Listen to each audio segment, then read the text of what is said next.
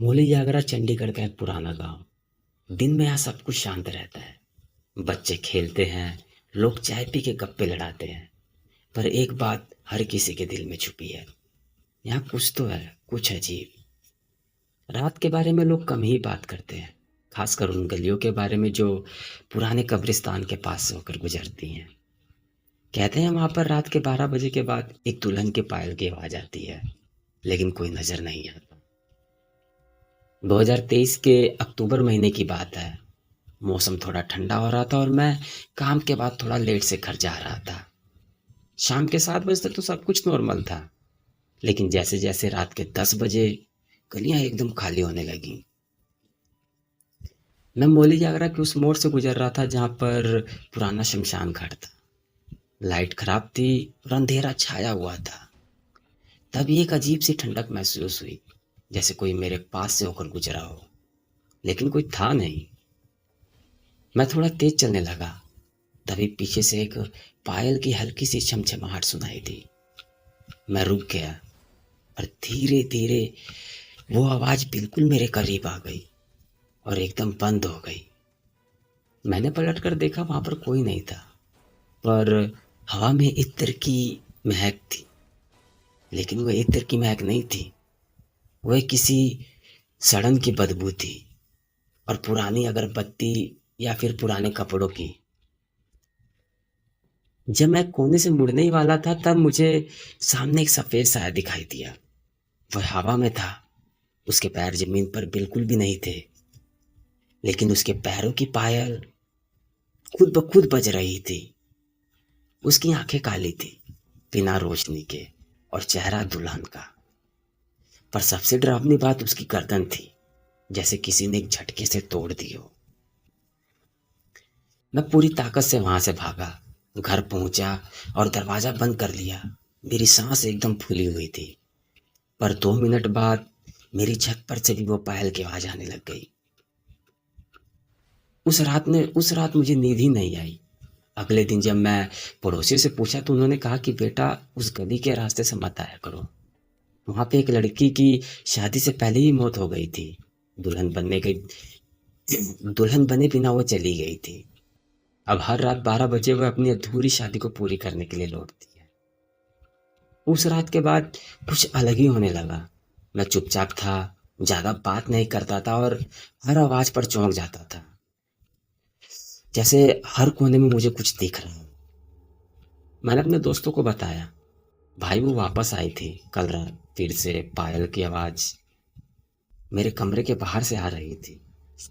मैंने डिसाइड किया कि मैं सीसीटीवी कैमरा लगवाऊंगा अपने कमरे में। अगली रात 2:30 बजे कैमरे ने रिकॉर्ड किया। दरवाजा खुद से खुला हुआ था। अंदर कुछ नहीं दिखा, पर एक छमछम की आवाज क्लियरली सुनाई दे रही थी। फिर एक पल के लिए कैमरे की स्क्रीन कंप्लीटली ब्लैक हो गई, और जब वापस आई तो मैं सोया हुआ दिख रहा था।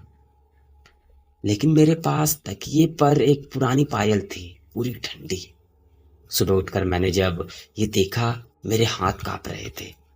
वह पायल अब भी बहुत ज्यादा ठंडी थी, जैसे कोई बर्फ का टुकड़ा हो। मैंने डिसाइड किया, मैं इससे भाग नहीं सकता, मुझे सामना करना ही पड़ेगा।